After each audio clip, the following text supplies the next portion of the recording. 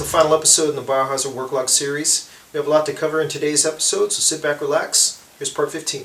Alright guys, to get started today, what we need to do is start the construction of the base of the facility that's going to house all our hardware, our cable management, basically some of the hard drives, the CD, DVD, ROM drive, and then all of our custom water cooling. And what we have here is some MDF board skinned with some ABS plastic, and we're going to map all our water lines through the bottom here. They're going to come out through the top through some removable panels so I can access all the bottom of here. Okay, I'm just moving on to mapping out some of the areas here for our hardware. We're going to have a removable panel in the back for our hard drives here, and then we have our CD, DVD, ROM drive on this area, and located up here on the left hand side our reservoir for the rad. What I need to move on to right now is go ahead and cut out the 120mm fan holes for this radiator, so let's go ahead and break out our hole saws and get these areas cut out. Alright, I went to mnpctech.com and downloaded these templates. I secured two of them together to create a 360 rad template, and this is with the 15mm fan spacing holes. And what I'm going to do is just secure this right over the area where I want to drill out these holes for my fans, secure this down, pre-drill all these pilot holes, and then go in and cut out the areas for my fans. Okay, with my fan template secured, I'm going to go ahead and pre-drill these holes.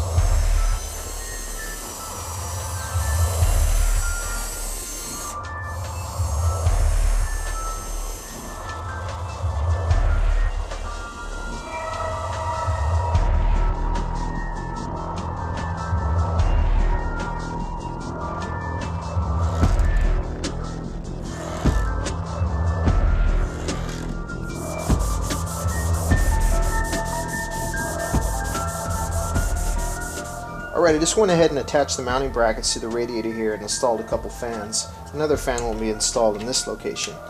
And this whole unit will be attached right down through those pre-drilled holes that we made and attached with some locking nuts beneath the bottom. Okay, with the top piece attached here momentarily, you can see the radiator coming up from the bottom with our in and outlet ports right here.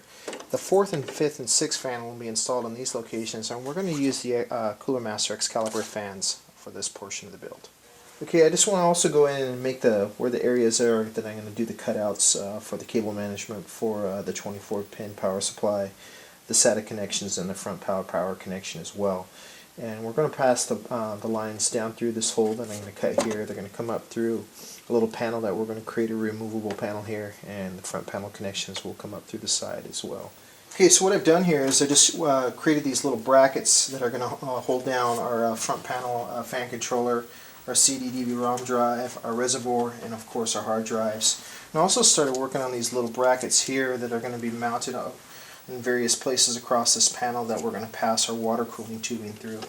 And what I want to work on right now is just a little bit more of the paneling detail that's going to wrap around the edges here. And I'm just using a little bit of my novelty paneling, so I'm just going to work my way around here, and then we're getting pretty close to also laying down our first coats of paint and our first coats of color. So let's go ahead and get some of this paneling detail installed.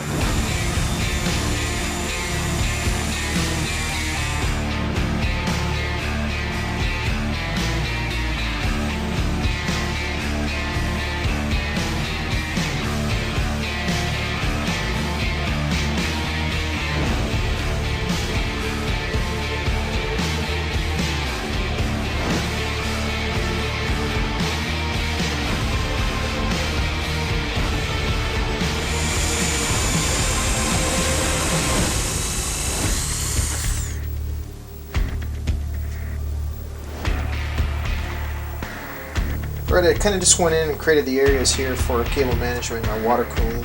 The 24 pin will pass through this grommet here and then come up through these little trap doors that I created over here.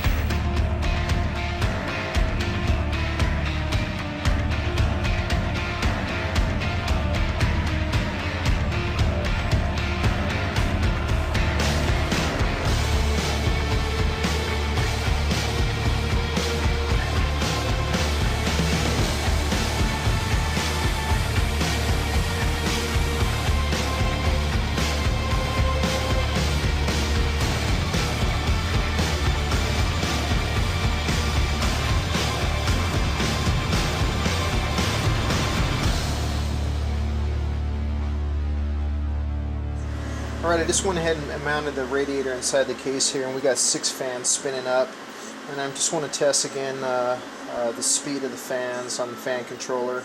Just make sure everything's working properly. And looks pretty good. So what I'm going to do is just go ahead and power this down. I'm going to start working on the motherboard tray, get that installed, start running my lines for my water cooling, mount the motherboard to the motherboard tray, and get my water cooling loop all hooked up. Okay, so now I'm securing the motherboard tray to the top of this panel, and I'm using a few of these socket head screws with a low profile head on it to secure the panels together. And I'm just going to tighten these down until get it secured. And then once this is attached, I'm going to go up here and cut out my hole for the 12 volt power pin. Okay, on the Z77 Sabertooth, the 12 volt power pin is located in this location, so I'm just going to make a register mark here on my motherboard, drill a pilot hole, and then drill out the hole.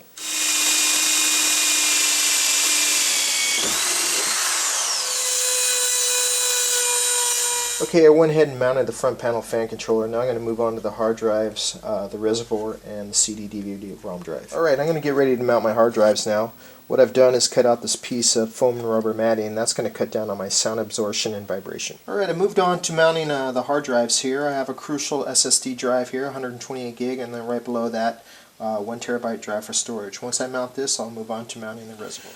Alright, what I'm doing right now is just kind of going in and doing all my cable management. On the underneath panel here, I got a couple of terminal blocks, both positive and negative side, that are operating on an independent switch, so I can operate my 12 volt and my 5 volt LEDs on separate independent switches.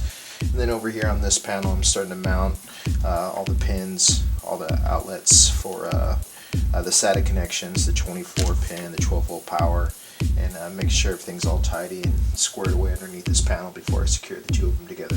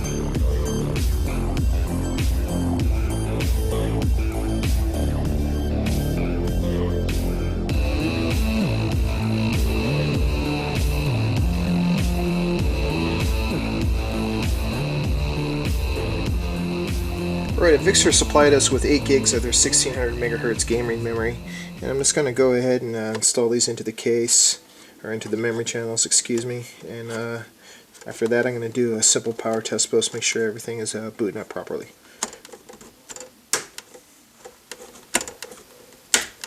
Alright guys, what I want to do right now is just do my first power on test post here. I got the two memory channels installed here. We got 8 gigs total, and what I'm going to do is just power on the motherboard. You should hear a beep code and see the red LEDs kind of go through its sequence and stop at the port here where it's recognizing that no video card is installed.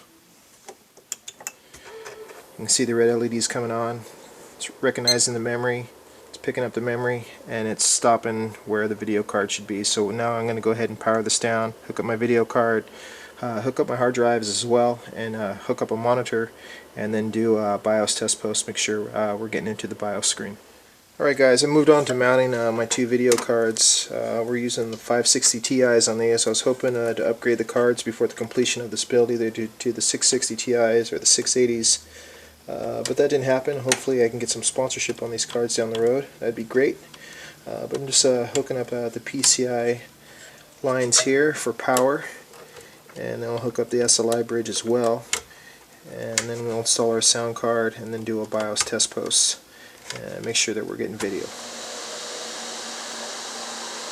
Alright, we have our BIOS screen coming up. Everything looks good, so I'm just going to let this go through its system and then go ahead and power it down and do some tweaks in the BIOS, and then we'll get back to working on those walls and get those constructed, and then we'll finish this project up.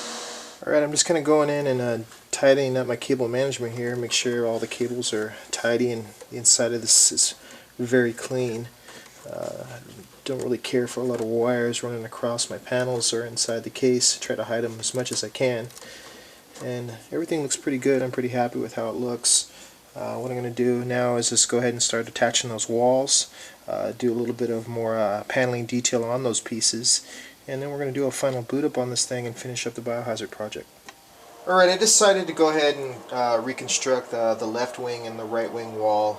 They've been laying around the shop for the last several months, a year, and kind of got banged up. So instead of trying to repair them and fix a paint job on them, I'm just going to go ahead and just reconstruct them. What we have here is the left wing wall with my front panel connection. It's going to go in here, power on the PC, and then of course we have our right wing wall with the bay door that you guys had seen in an earlier video. We're going to reconstruct the same thing there. Do a little bit more paneling detail. We're going to remove the steam stack though, and just a bunch of other things. So I'm going to go ahead and get started on this, knock it out, and get it attached to the case. Alright, I got all my panel lines scribed in. Now I'm just going to take my Dremel bit with a little engraving bit on the end and go ahead and add all the little rivet holes across these panels.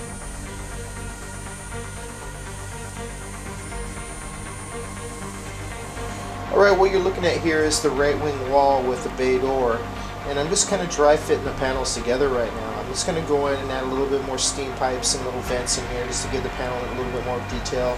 Alright, I'm going to use some of my novelty paneling, some of my round tubing and square stock, and kind of just go in and start creating some steam lines and some vents and I don't know, just some structural supports in between these panels. Alright, just jumping ahead here guys, I just went in and I just started adding some of the more little bit of the paneling detail and started securing the panels together with my aluminum rivets and my pop rivet gun. They're secured in the back of the panel and into the floor as well. And once I get all the panels secured, we're going to go in and start working on the paint job. Alright guys, looking down into the interior of the case here, what we've done is we went ahead and attached the walls here. On the inside of the walls, before I attached them, I just riveted the panels together right down the seams there, and then I riveted through the floor and then also through the sides.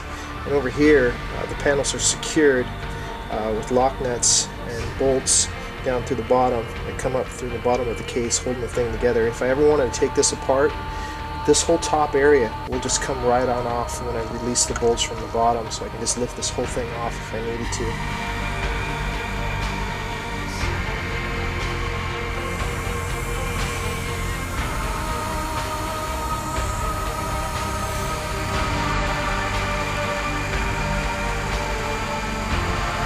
Alright, I just started blocking in some of my colors that I'm going to lay down for my graphics. I just used a little bit of the caution yellow here.